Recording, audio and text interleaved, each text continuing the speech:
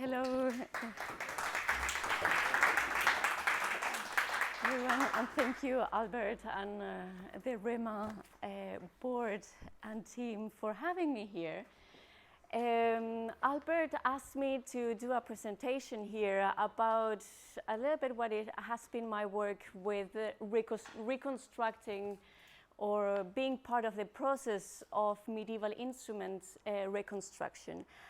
And I thought I would give an approach to this short talk with lots of images because I'm going to be dealing with musical iconography, but not going into much detail on what a specific reconstruction is or what it takes, but more about the challenges and the complexity of the issue, and also how do we musicians and all the environment where we are working, being festivals, educational institutions, collaborations with instrument builders and so on, need also to communicate, or what are the possibilities to communicate that which is, in many cases, an experiment, an ongoing experiment. So for that, I'm going to go through some things that are more than obvious for many of you, but just to establish some of the ground things that we have to take into account when working in this type of experiments. So I will go back to see what is the role of doing all this type of reconstruction work. And first, what is the work value? So do we know, so I start from the end, do we know to go through all this work, to all this trouble? We know that Johann Sebastian Bach, or well, it's a question also, does he need, or does his value, the work, his value become more valuable through us? Does Bach needs us for his work to be valuable? Does Dufay needs us for his work to be valuable? Does Machot or many of the anonymous composers that have been documented and stay with us? Their creation has been already fulfilled and has fulfilled a function in history and society. The words of Shakespeare won't die away if his sonnets are not read in original pronunciation. The magnanimity of Michelangelo's work doesn't vanish if we reproduce a picture of a cheap postcard in 3D. And the Bach of beauty doesn't die if his Goldberg variations are played on a piano. That is not what we are aiming, but yet we are delighted with the beauty of a true rhyme by the use of the power conveyed by Michelangelo's frescoes within a space, and by the spark of a Baroque orchestra and a harpsichord achieving the intensity and colors in Bach's works.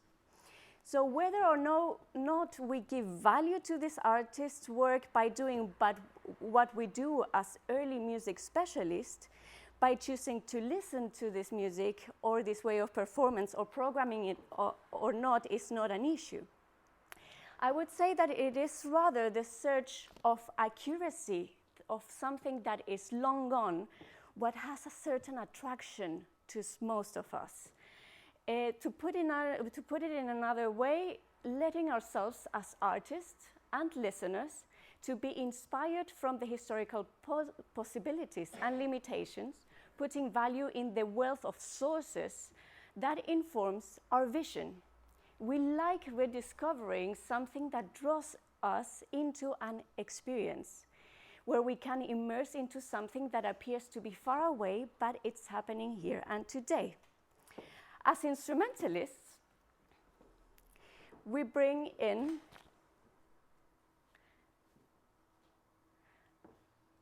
a multitude of colors into the picture.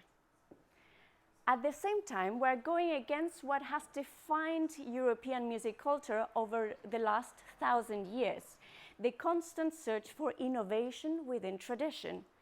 Yet today, we need to replicate the pattern in order to bring innovation into a new established tradition, early music.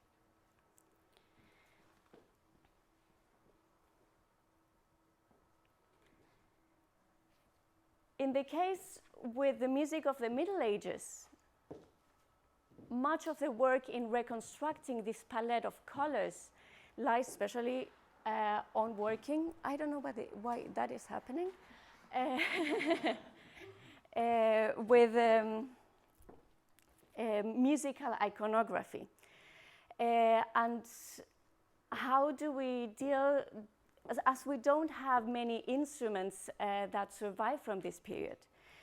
And here is where religious art also has an important role. There in manuscripts and certainly religious paintings, we find most of the things that we can rely on, although they are very, very, very basic. Trying to make ancient religious texts fashionable in a specific moment in history, artists played with defined motives and imagery to tell their story. But it needed to be adapted to the fashion of today so that these ideas and concepts could become current and relatable to their audience. Philip of Chancellor, the theologian and composer from the Notre Dame school, writes that there's the reason for reviving the painting in churches in contrast with the Byzantine tradition is, first, for having memory, second, for imitation, and third, for the simplicity of the common observer and the audience. That is, they wanted to document something that was part of their reality through images, or for translating an image into an action.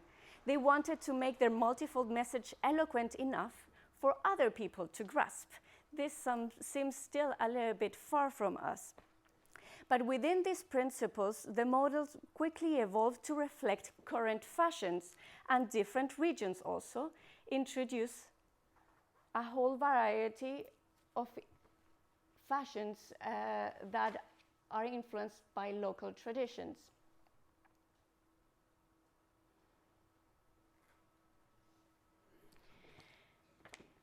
But as musicians, researchers, and instrument builders, which is something that I want to also bring to the foreground of this discussion, because we are so much relying on them for what the palette of colors that we are bringing into the field.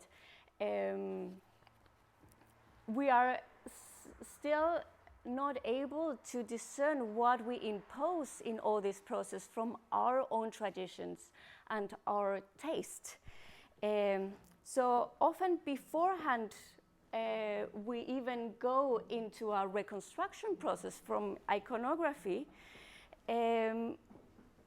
We exclude some possibilities that would take us to experiment with this material. But if we do so, we are limiting ourselves to discovering exquisite colors, textures, and experience that these documents lay out for us. So, where do we start? By seeing what is actually there. The hyperrealism of the 15th century is actually what allows us to see an incredible amount of detail that was unprecedented before. Although it is by no means a reason to neglect what was before, it is a good starting point for us to really work on the complexities that the reconstruction of medieval instrument is going to encompass. Not only gestures and intentionality, but also details that might bring us closer to the type of sound that they desired to hear. These artists were either imitating their models, what they saw, or bringing concepts worth of imitating. Here I just put something that for many might not be very relevant, but for example, if you just have seen some concerts of medieval music, seeing a bridge like that has not been very common. the influence of every detail in this painting in what is going to be the sound that we hear, whether or not we already say this is not possible as an instrumentalist or as this is flat. And so, for example, what we are hearing is, in terms of fiddles, a Baroque violin or a viola da gamba looking aesthetically a little bit different in most of the cases, but not being any close to what a type of sound that this would reproduce. So just to say one of the many examples of colors that we are just by default accepting without questioning too much. And the fact also that we are communicating this as authentic, which has nothing wrong in it. But how do we, as musicians, knowing the limitations that we have, organizers, communicate something that is valid in itself as part of an artistic proposal with the means that we have at the moment, and making sure that we are able to develop and evolve the fashions, the sound fashions that we're imposing through creation into our environment. So when working with larger instruments, as with organs, we also have to take into consideration the amount of money and the amount of work that is involved with such costly instruments. In an instrument like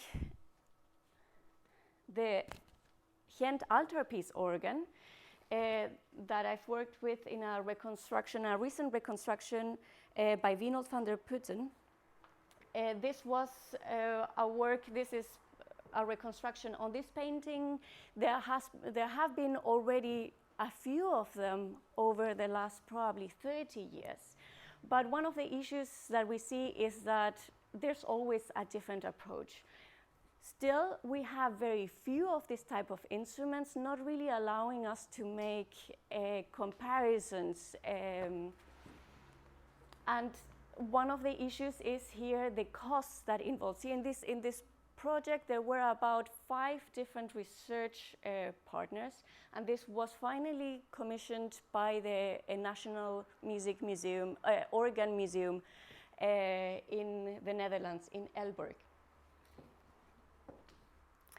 So from a painting like this, where from the contrast you cannot see it, but you see such a high amount of detail, we can start working with the things that we actually see that can be reproduced, the things that we can infer from suggestions depicted in the art, and then see how that sound, that new color, will influence even perhaps what we do with non-instrumental music, in the same way that the development of Baroque instruments and the study of original instruments from later periods has influenced how our choirs sing, how much of it, I mean, you all know that with much more experience than me even.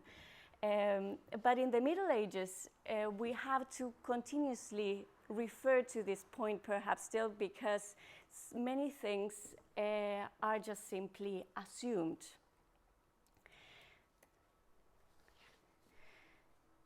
For me, being exposed to such an instrument, of course, it gives me lots of limitations, but gives me new possibilities. And that's where I'm personally what I'm attracted to.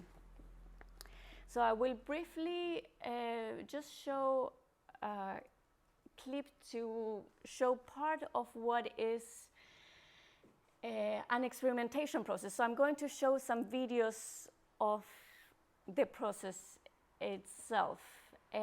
For example, the fact that this keyboard is from what the organ builder decided to reconstruct is what you actually see in the painting, this amount of keys, and which is a very short range. We see something like this in some of the surviving but not playing in instruments of the period.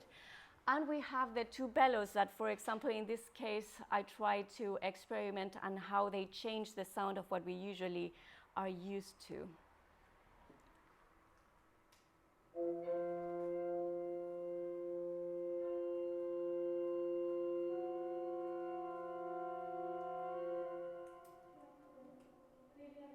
Here I was working with Christophe Deligne, who is one of the pioneers also.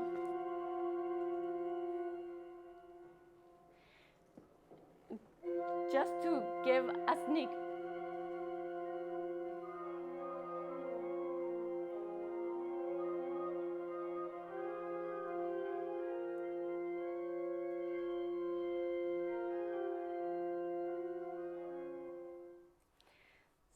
So changes are very subtle, perhaps, to brought out of context.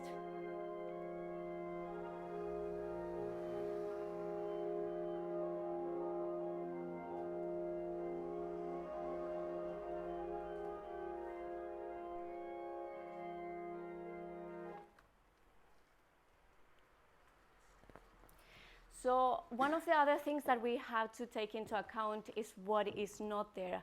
How do we deal with that? And as I already mentioned, there's so much that we add from our own preconceptions of what should be there. An instrument builder has a whole tradition, so much experience to get where they are for going into something like this.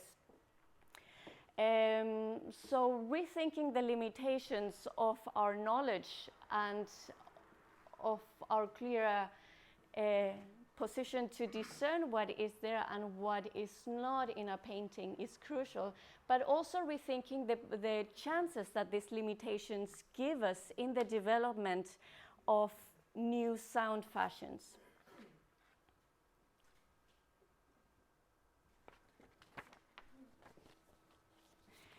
So one of my points here is basically how, knowing that that this is really part of a work in progress, myself as a musician, that on one hand I have to give a final product that you or the concert organizer is able to communicate to an audience as something that is valid in itself.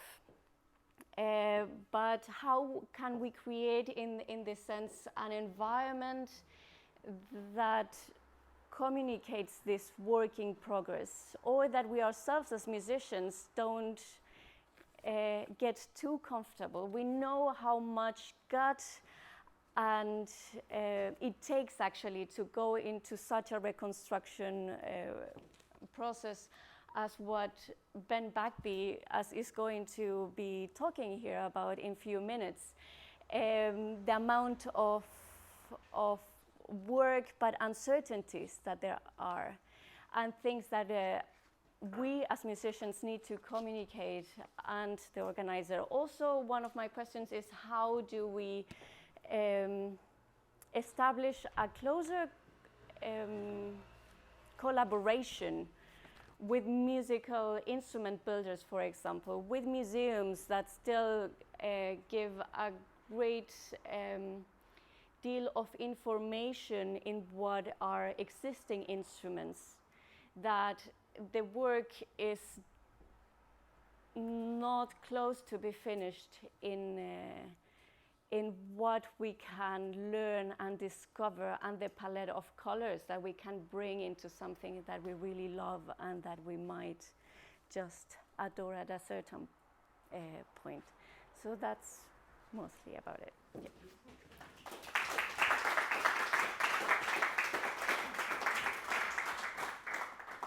Thank you very much. This was a lovely presentation. I have a few questions, but before I go, would anyone like to ask some? Sure. Yes. Does anyone have any questions, perhaps? Maybe later. Okay. So I have a few. I wonder, talk about reconstruction, what you just said at the end. Do you think there is a final product of what can be achieved? Are you searching for an ultimate sound or an ultimate aesthetic within your work? No, I'm personally looking for expanding the range of colors that I can see, or identifying which colors I can are most appropriate for the music that I'm discovering. Because here I'm working with an interplay of sources. Of course, it's not the source of the material only, but the source of the musical manuscript, the source of what a researcher, a musicologist is working on, myself. So it's the interplay of all these elements. And even if we give the same material to different people, because we're naturally imposing our own taste, our own experience into these different sources, there's not one way. Of course, we need to be quite protective because of the environment of what we do to a certain extent, which is a little bit what brings us into the complexity of different sound fashions today. That sometimes go into extremes, just trying to claim some type of identity. But for the audience, for me, it makes it more difficult actually to discern, as Philip of Chancellor says, much of these images or these colors that we're giving are also to elucidate something to that one that doesn't know, the one that's uncultivated in this. So how do we deal with it as intermediaries of the knowledge? Well, this was for me always so fascinating because I'm still very much new to this whole world, and there's so many talk about the correct way of doing it, or this is how it must sound, or this is how you should sound. But I wonder, how do you, at the moment when you actually go on stage and you have to perform something, how do you, as a performer, communicate to the audience all that which they don't know? With all the science and all the musicology and all the research behind, what's the most important thing for you at that? Finally, I mean, then that's why I went through all of this example at the beginning, that I don't think that the work actually needs us. Yes. So finally, what I communicate is not authenticity, but I communicate my passion for my work. Yes. And that's where the difference lies. I think if I'm honest enough towards both the field, both the organizer and the audience, in that is really my approach to it, my passion to discover and to go further into it. I hope that in 10 years, in 15 years, I will have a completely different opinion of what I'm doing now, and that I hope that I said, I will be able to say, look how funny, what I was doing, but still it was so valid in the moment and so important for my whole process. The problem, what I see is sometimes is exactly that we like building icons. It's the difference between creating image and creating an icon or an idol. Where creating that sense of authority that an icon gives a little bit of respect to our work, but at the same time perpetuates a sound fashion that we might know that is not authentic, which doesn't invalidate the work, but it makes it more difficult for the system to develop. Yeah. Anyone, anything? Yes, please. I wonder if there might be even an advantage from what you presented us, that in the medieval world, so to say, we don't have, as now, the big business, so to say. There are not so many festivals, and prevents from having so many already finished ideas about how an instrument has to sound, how it looks like. Because if we go, for example, to the Baroque area, being a recorder player from formation, I realized that many performers now play instruments that had really little to do with original instruments. And if you ask them, also the builders, the makers, they say mainly it's because you have to travel so much. You can't have always, for every room, for every instrument, it has to function with a big audience and all the things. And maybe because we would love to have more to perform at more festivals, but perhaps because we are still in the Middle Ages performing, or pre-1500 music, we don't have so much big business to travel, and we have more time still to experiment. Yeah. And, well, I think there's two sides to that. There's, of course, the part that we have to think very practically. We're in a business where still we have to find solutions. That these instruments, especially the medieval ones, especially such costly ones, they are not easily available. So traveling for a festival with an instrument that is going to cost so much also is going to perhaps say, okay, I just do it with something else, with a Baroque compromising, and that's what we see a lot in concerts.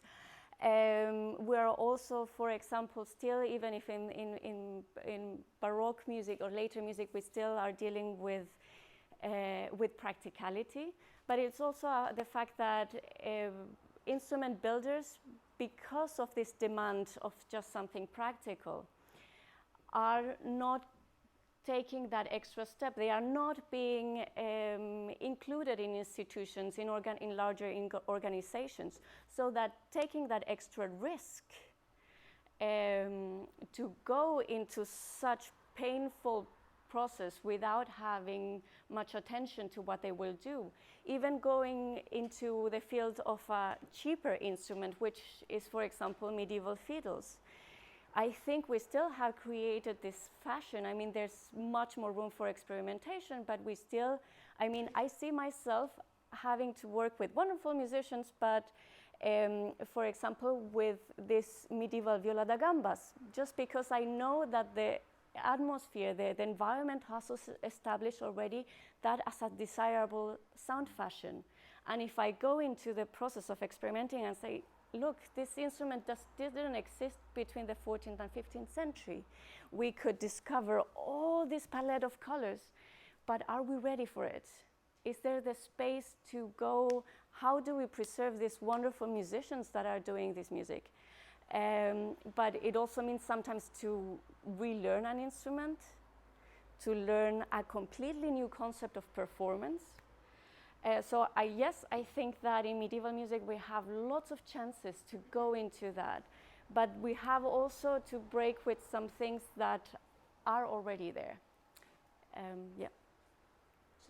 What do you think the role of multimedia is in this whole process? Because you just talk about practicality, and with such an instrument as you reconstructed, and also with the visual detail, I imagine that through video and such, this could be explored a little bit more. Are you working on that as well? Well, I think with multimedia we can more directly communicate to the audience. So we could actually engage more into this dialogue. I mean, most of the people that are still doing this type of more extreme experimentation are amateurs. Professionals, we try to stay in something that is safe. So how do we mediate that through the organizer, but also directly between us and the audience? I think it's a possibility. Still, with an instrument like the Ghent Altarpiece organ, where there's so much detail, I mean, after an instrument like this is reconstructed, I am able to see, okay, but there was a fault in this, this was not working, or this could be improved like this, but this costs you 50,000 euros to go into a new reconstruction project. And it is the difficulty of, even with cheaper instruments, of instrument makers and the dialogue with this whole environment to go into that. If we used also media for that part of the process, I think that's something that could be interesting for the larger audience too. Did it record the entire reconstruction process, or was just this a small section? Is there like a video process of recording? I don't think so. But I think there's some builders working, hopefully, more in that direction. Yeah. Yes? Yes, I'm absolutely no expert in instrumental making, but what I'm always asking is, in the process of reconstructing instruments from paintings, there are so many details you cannot discover. Absolutely. On the painting, such as materials, such as sizes, such as that's the main topics, such as gluing and so forth. And where comes all those other details you cannot identify from the painting? I mean, yeah, those are exactly the things that I mentioned that are imposed from the knowledge of the builder, of the musicologist or so. And of course, we have to trust to a certain point that we need that knowledge. But for example, with organ pipes, we have certain materials that are described. We can measure, there's musicologists working on measuring really all the dimensions, all the proportions that we have in this type of later instruments. That is why it is a period where we can really go into detail. It doesn't mean, I mean, they are working here with the concept of virtual reality in the Flemish primitives, for example. They are bringing in lots of elements of fantasy as well into something that should be experienced as a reality for the audience, so to say. So what is fiction from that instrument, even of the detail, we don't know.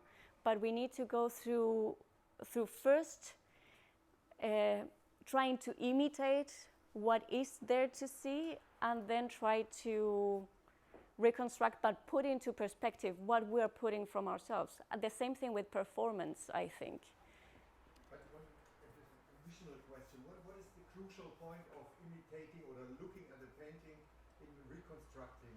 If there are so many other things like materials, like sizes, like tunings, what the experts of the instrumental makers and the scientists have in mind, is it just to be a little bit provocative? Is it just an imitating of a picture? Is it an optical effect, or is it an effect of musical making of musical sounds? I think that's where the collaboration goes with the musician, basically, in one part of this. But of course, it is the same thing even with something more concrete. When a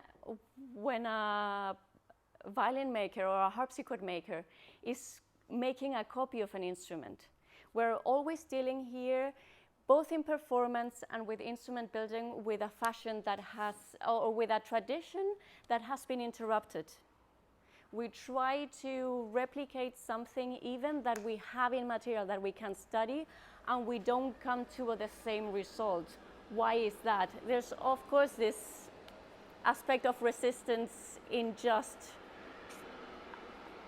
tradition or non-tradition. And in the harpsichord maker that is making a copy, there's also so much knowledge or assumptions that they are doing by observing observing every detail. Yes. Last comment from my Yes. side. From time to time I'm working together with an ensemble based in Cologne. It's Flautando Köln, and they of course they are orientated in historical informed performance, but they are using the so-called IKEA flutes. There's absolutely no reconstruction about historical originals, but the sound is obviously proper. They are happy with the sound of those IKEA flutes, so-called IKEA flutes. You know what I mean? Yeah, well, I mean, that's a little bit what I mentioned before. Still, the music is, we don't need to go through all this work to give value to this music. It is a choice, but it is basically the choice that much of the early music movement has gone through. So when we go into later music, this seems more evident, but when we do medieval music, because of the distance, because of all the resistance of the material itself, of how to get there, we try sometimes to find an excuse just to go the easy way. It will take more work. It will take more effort from a larger network of people to go somewhere. It is not to find a final product. If the people, if an audience want or will enjoy the IKEA flutes, they are welcome to experience this music, but by whatever they want, of course. Thank you for your talk. I have one question which is for you as a performer. It seems to me we're talking a great deal here about process and the path one takes as a musician or an instrument builder, or working together with an instrument builder to get some kind of coherent presentation, and how I got to that point where I could make a coherent presentation. Now, if I put myself in the position of a festival director or concert promoter or a presenter who will want to somehow have the concert where people just walk in the door, sit down, listen to you play music and enjoy it or not, without necessarily knowing about the process. And on the other hand, the entire process you went through that you showed us a bit of today, what would be your ideal scenario for a concert presentation? Like if you could sit down with one of the presenters here in the room today and organize something for next year, how would that ideally look in your mind? Well, I think some festivals are already going into a direction, and for many years, I think bringing a space like a conference, bringing discussions with the musicians and so on, so that, I mean, we still have to deliver a very eloquent discourse in as much as we can, and a convincing product that you can sell. And we cannot go through the pain of trying to explain everything that we have done to go get that far. But establishing these types of cooperation to have an environment where we bring even discussion of different fields of musicologists that festivals are already doing, but perhaps having some more of these aspects of how do we communicate it to the audience as a working process without invalidating what we do. That's, I think, the delicate part where the festival has more the responsibility, because the festival is the mediator between us and the audience at the same time. And this need for information, for background, for documentation, but also people just want to hear music. Exactly. I mean, so there's these two aspects. I don't think I need to go into a musicological conference of 4 hours to be able to enjoy a concert. Or I don't need to know what is all the thought behind. And that's why I think the festival, the organizer, can perhaps even mediate a little bit more of that content, because what we give is just in a concert such a momentary experience. Of course, in a CD, in a recording, where we document this and we establish this, is where we can bring in much more information that goes directly to the observer, but also creating this sort of interactive platforms,